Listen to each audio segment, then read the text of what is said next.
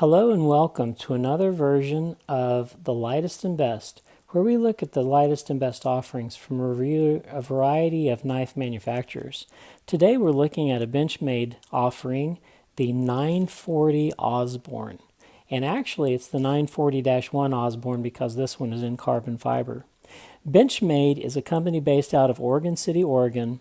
Warren Osborn is the designer who designed the 940, which has become one of the most popular best-selling knives in Benchmade history.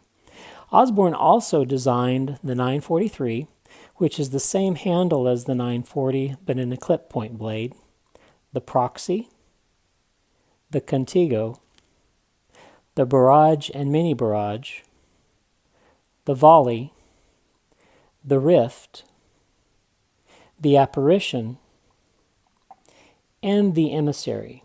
The Emissary is the copy of the other Osborn knife that I have, and as you can tell it has the Osborn maker mark here, so it is an Osborn design. The Emissary is one of the only Benchmade knives that has an assisted opening. As you can tell, it has a nice milled area that leads your thumb to a thumb ramp to the thumb stud, and then it flips out like that. It's a little bit more difficult to retract. The difficulty with the Emissary is that, and the criticism toward it is that, since with the axis lock it is so easy to deploy a blade, all it does is make it a little harder to retract the blade. But that's another conversation for another day. Today we're talking about the Osborn 940-1. The Osborn 940-1 isn't necessarily the lightest offering that Benchmade offers. Here I have three offerings that are all a little bit lighter. First of all, the Emissary, which is 2.2 ounces, the Valet, which is 2.18 ounces, and the Purdue 531, which is 2.1 ounces. The Purdue 530 was originally made, and it is even lighter at 1.88 ounces. However, it came with a dagger style blade, a spear point blade, and the thought was that since you can't sharpen the other side, why have a dagger blade? It just takes away its cutting ability. As you can tell, if you were to sharpen the other side of the dagger, it would cut you. So for a side opening blade, dagger style isn't ideal. If you want a dagger style spear point blade, put it in and out the front offering like this so that you can sharpen both sides, and then you can carry the knife and touch the handle and it doesn't cut you. But that's a story for another day. Today we're talking about the Osborn 940-1. When I first started collecting knives, there were 5 production Grail knives that every collector who considered himself a serious collector had to have, and here's the eye candy before you. First of all was the Chris Reeves Sebenza. This is an example of the small Sebenza with the Insingo blade. Next was a Strider knife, either the PT or the SNG. Here's an example of the PT, which is the lightest and best offering from Strider. Next, everyone had to have a Hinder XM18. This happens to be the 3-inch XM18, the lightest and best from Hinder. Next was the Paramilitary 2 from Spyderco. The Paramilitary 2 I don't have. I consider it to be too large and unwieldy. Here's a stand-in for it, which is the Paramilitary 3, which I consider a better knife and is quickly replacing the Spyderco Paramilitary 2 as the standard of what a knife collector should have. And then last but not least, today's offering, which we're examining, the Benchmade Osborn 940. And this example is the carbon fiber version, which is the 940-1. And that's what we're here to talk about today, the Osborn 940-1. There have been a variety of 940s offered over time. The original 940 came with aluminum handles and a full backspacer. It had S30V steel and was the heaviest offering at 2.9 ounces.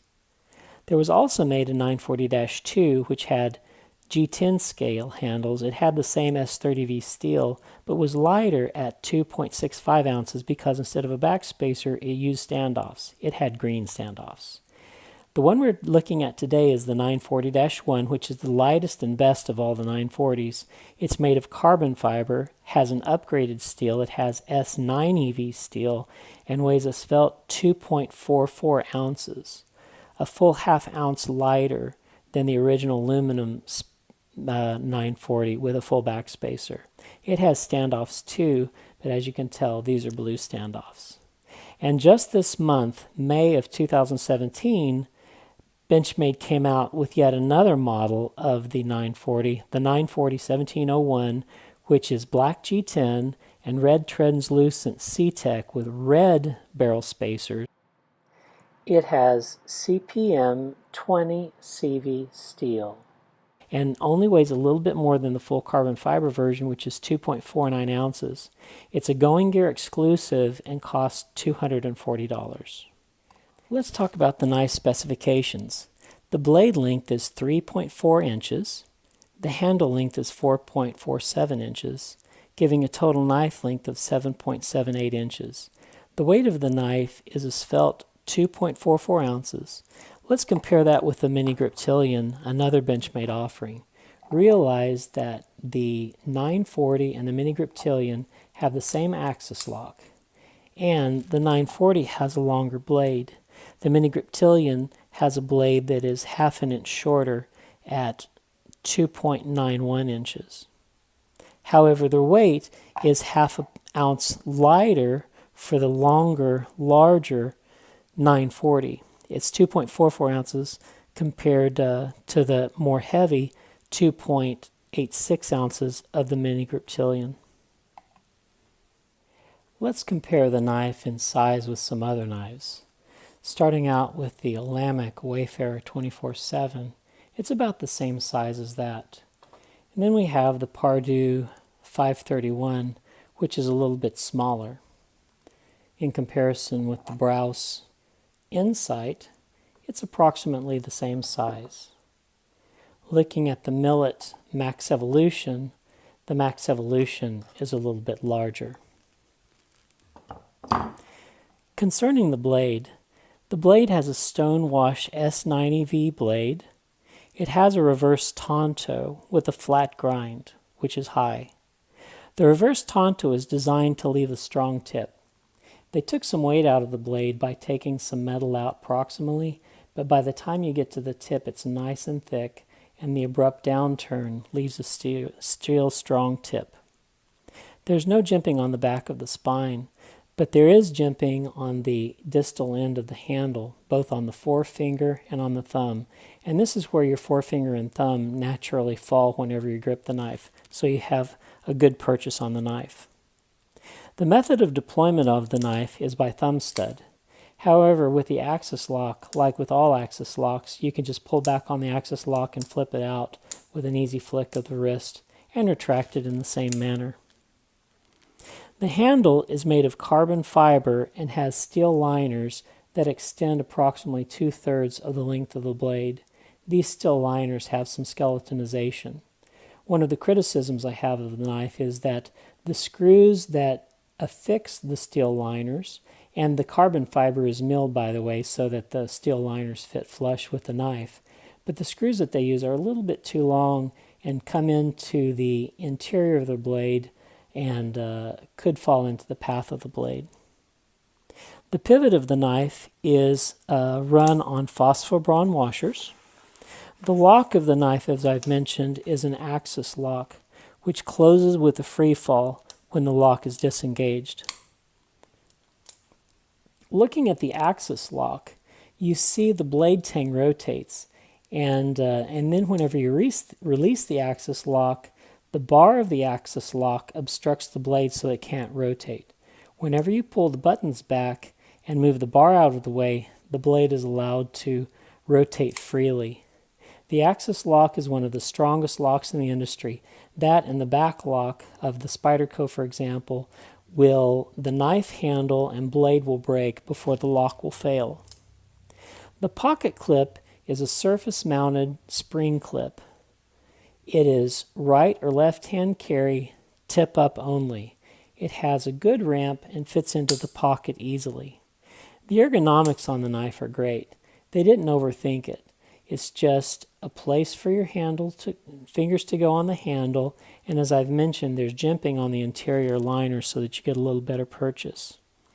The action of the knife is smooth. It closes with a free fall with the axis lock. One of the things I like about the knife is this is one of the models of knife, as many of the Benchmade are with the axis lock, that is perfectly ambidextrous for that 10% of our population that's left-handed. A left-hander can grab the buttons of the axis lock and retract it, and the thumb studs are placed bilaterally on the lock. So what do I think about the Benchmade 940-1? I love it. Are there opportunities for improvement? Certainly. One of the things I can think of that could be improved is they could use shorter screws to affix the interior steel liners. As you can tell, they protrude into the lumen of the knife. As far as I can tell, it doesn't impede upon the blade path, but for a knife that's over $200, almost $300, you want a little better fit and finish than that. What do I like about the knife? I love its weight. At 2.44 ounces, it's almost an 8-inch long knife with a 3.4-inch blade. That qualifies it for the lightest and best Hall of Fame. And I like it that it's an ambidextrous knife. Just by virtue of being a Benchmade, it has the axis lock. It also has bilateral thumb studs.